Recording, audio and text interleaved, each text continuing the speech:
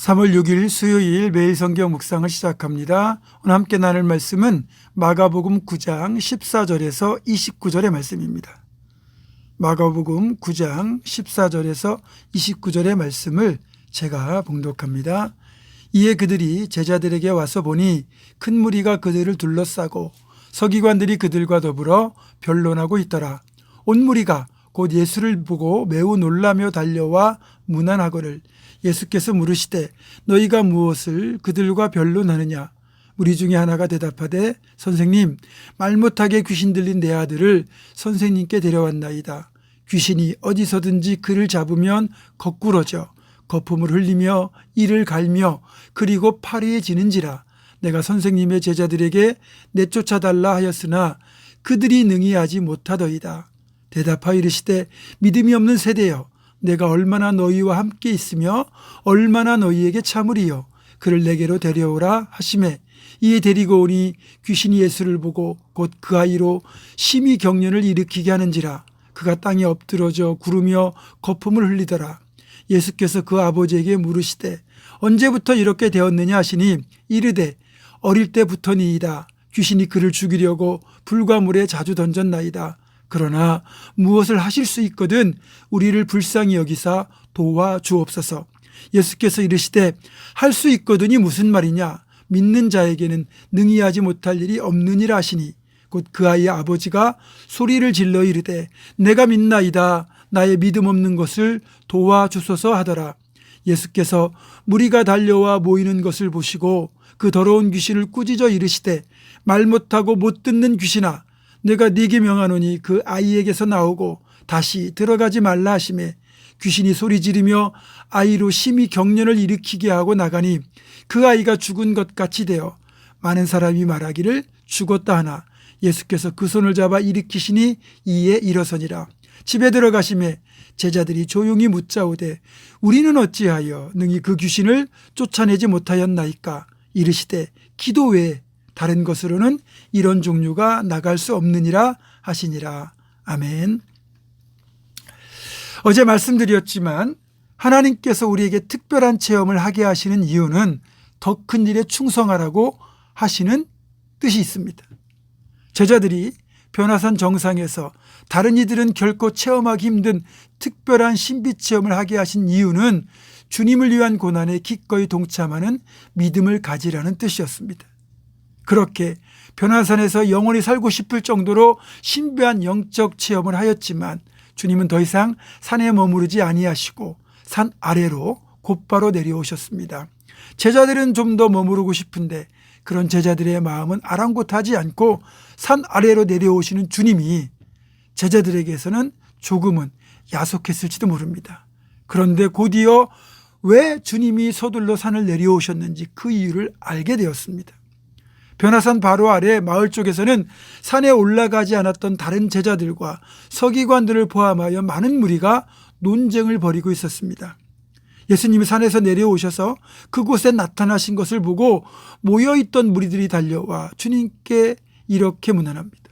그리고 주님이 도대체 뭘 가지고 그렇게 심각하게 논쟁을 하느냐고 물으시니까 무리 중에 한 사람이 이렇게 대답합니다. 선생님, 사실은 제 아들 때문에 그런 겁니다. 제 아들이 귀신이 들려서 말을 못하게 되었는데 귀신이 제 아들을 붙잡기만 하면 때와 장소를 가리지 않고 입에 거품을 물고 이를 갈고 거꾸로 뜨리는 바람에 애가 몰골이 말이 아닙니다. 그래서 선생님께 제발 제 아들을 고쳐달라고 부탁하려고 데려왔는데 선생님은 안 계시고 제자들만 계시기에 선생님 대신에 제자들에게 제 아들에게 들린 이 귀신 좀 쫓아내달라고 부탁을 드렸더니 제자들이 귀신을 쫓아내지 못해서 이러고 있습니다. 앞에 마가복음 6장을 보면 주님이 70명의 제자들을 2명씩 짝지어 파송하셨던 장면이 나오거든요. 그때 제자들로 하여금 귀신을 쫓아내는 권세를 주신 적이 있었습니다. 그런데 지금 마가복음 9장에서는 귀신을 쫓아내지 못한 채 전전긍긍하고 있어요. 여러분, 어떤 일이든 한 번 하면 그 다음엔 더 잘해야 됩니다. 그러니까 그 뒤로 시간이 지났으면 귀신을 쫓아내는 능력이 더 늘어야 되는 거 아닙니까?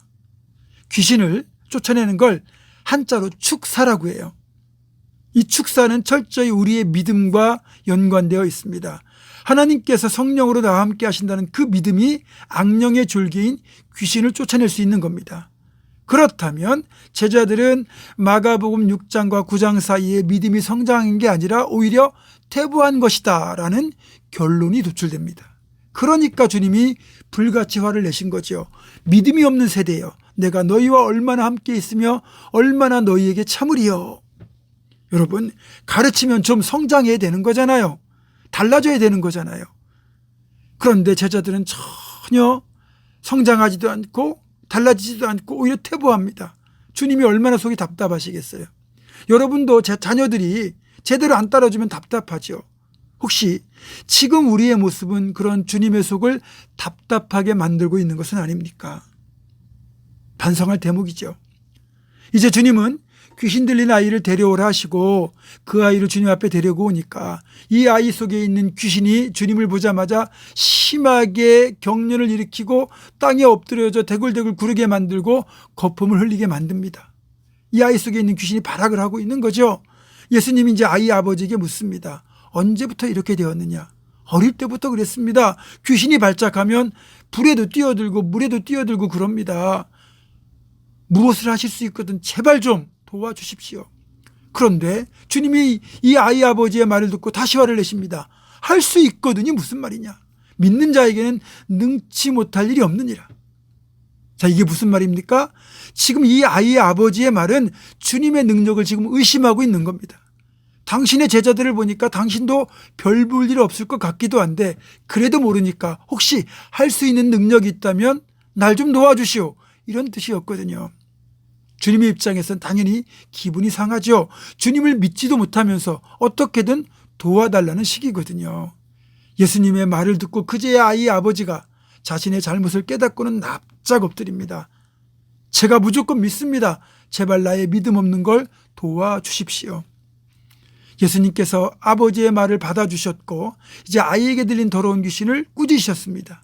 말 못하고 못 듣는 귀신아, 내가 내게 명하노니 그 아이에게서 나오고 다시는 들어가지 말라. 이 주님의 명령 앞에 귀신이 소리를 지르며 떠나가고 아이는 죽은 듯이 가만히 누워 있는데 주님이 아이의 손을 잡아 일으키니까 아이가 멀쩡하게 일어났습니다. 그 장면을 보고 제자들이 조용히 여쭈었습니다. 예수님, 왜 우리는 귀신을 쫓아내지 못했습니까? 그러자 주님이 이렇게 대답하시죠. 기도 외에 이런 종류가 나갈 수 없느니라. 여러분, 기도와 믿음은 동격입니다. 기도가 능력이 될 수 있는 것은 거기에 믿음이 수반될 때 가능한 겁니다. 여러분의 기도에는 그런 믿음이 수반되어 있습니까? 그렇다면 무슨 일이든 능력 있게 행할 수 있습니다. 진정한 믿음으로 모든 일을 능력 있게 행하는 우리 모두가 되기를 주님의 이름으로 축원합니다. 기도하겠습니다. 할 수 있거든이 무슨 말이냐? 믿는 자에겐 능하지 못할 일이 없느니라 말씀하시는 주님 음성 앞에 우리의 믿음을 돌아보게 도와주시고 우리에게 믿음이 담긴 기도가 있어서 그 기도를 통하여 귀신도 쫓아내고 병자도 일으키고 하나님의 역사를 가능케 하는 놀라운 일들을 행할 수 있도록 우리를 키워주시고 세워주시고 성령 하나님께서 우리를 이끌어 주시옵소서.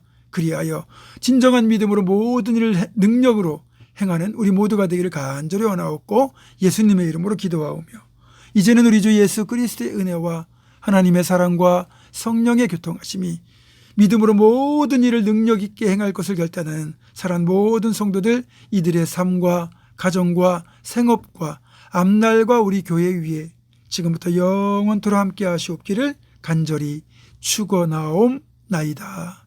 아멘.